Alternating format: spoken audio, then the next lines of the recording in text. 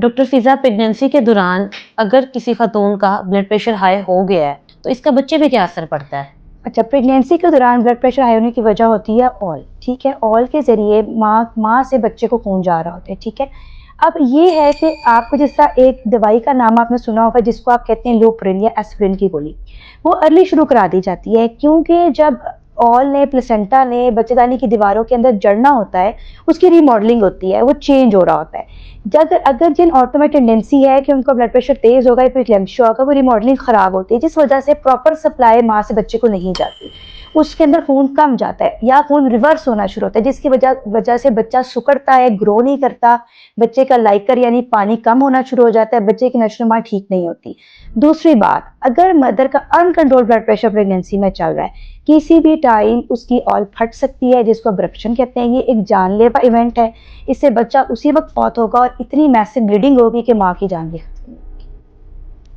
Doctor फिज़ा, pregnancy के दौरान normal blood pressure की रेंज कितनी है और उसको कितनी दफ़ा चेक करवाना चाहिए? देखें, अगर एक नॉर्मल प्रेगनेंसी नॉर्मल फीमेल है, लो रिस्क है, ठीक है, उसको अभी ब्लड प्रेशर नहीं है, ना ही कभी हुआ है, जब भी वो फर्स्ट विजिट पे डॉक्टर के पास आए उसका पूरा चेकअप होना चाहिए, ब्लड टेस्ट जिसमें ब्लड प्रेशर इंक्लूडेड है, ठीक है। उसके बाद प्रेगनेंसी के अंदर जितने चेकअप्स हो, हर चेकअप के ऊपर ब्लड प्रेशर चेक होना इज़ अ मस्ट।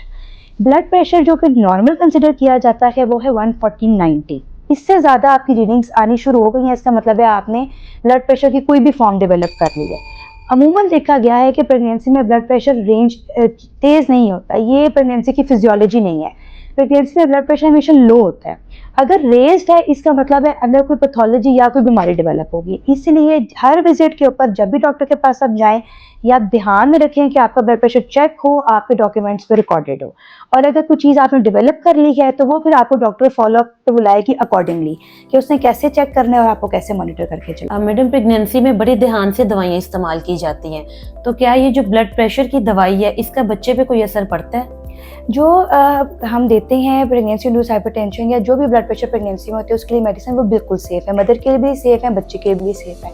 हाँ, अगर आपको पहले से ब्लड प्रेशर है और आप कोई मेडिसिन ले रहे हो, आपने प्रेगनेंसी टेस्ट पॉजिटिव आने के बाद ज़रूर गायनेकोलॉजिस्ट से कंसल्ट करना है उस मेडिसिन को चेंज करने के लिए। वो आपको बता देगी इसको चेंज करना है, कौन सी सेफ़ है, कौन सी आप खा सकते हो, कौन सी आप नहीं खा सकते, और यही मेडिकेशन आप ब्रेस्ट फीडिंग में, पिपीरे में भी यूज़ कर सकते हैं। डॉक्टर फिज़ा, क्या डिलीवरी के बाद भी ख़वातीन का ब्लड प्रेशर हाई ही रहता है? देखिए, जैसे मैंने आपको बताया कि अगर ब्लड प्रेशर की टाइप्स होती हैं, ठीक है, अगर तो ये जेस्टेशनल हाइपरटेंशन और प्री-एक्लैम्सिया थी ना, वो 6 वीक्स तक नॉर्मल हो जानी चाहिए। अगर उसके बाद भी आपका ब्लड प्रेशर हाई है तो ये आपको क्रॉनिक हाइपरटेंशन है। इसके लिए आपने मेडिकल स्पेशलिस्ट को ज़रूर दिखाना है। दूसरी प्रेगनेंसी के अंदर आपको रिस्क है दोबारा ब्लड प्रेशर होने का, इसके लिए एक मेडिसिन है जिसको कहते हैं एस्पिरिन।